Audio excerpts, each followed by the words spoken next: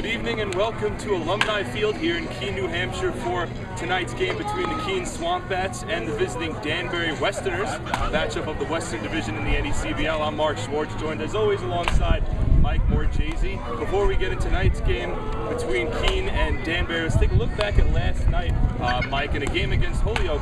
The second time that the Swamp Bats have played the Holyoke Blue Sox so far this year, and for the second time they were able to walk away with the win.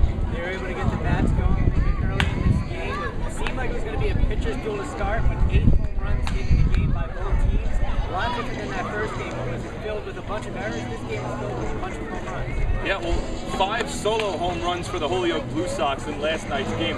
Keene only hit 3 home runs, but they were still able to come out on top. Home runs from Cameron O'Brien, a 2-run shot. A home run from Dylan Dela Cruz, a solo home run. And then Grant Kay hit a solo home run in his first game as a Swamp Bat. So promising offensive production here for the Swamp Bats as now we look towards today, and Joe Pistorius is on the mound. He has 1 start so far in the season when he went up against the Holyoke Blue Sox in the home opener back last Friday night. So what can we expect out of the lefty? He's getting a lot of infielders coming in. Grant Kay played a solid third base last night. In the first game against Holyoke, he wasn't able to giving up 3 runs in the first inning. Most of them were unearned, so he's going to have a solid defense behind him in the infield. Everyone's in the position they're supposed to be, so he's expecting a lot of strong outing from his defense today. And now we're looking at the Danbury Westerners team, and they're coming off a win against North Adams, who coming into today was coming into yesterday's game was undefeated. So a big win there for Danbury, and poses a tough threat for the Swamp Bats here today.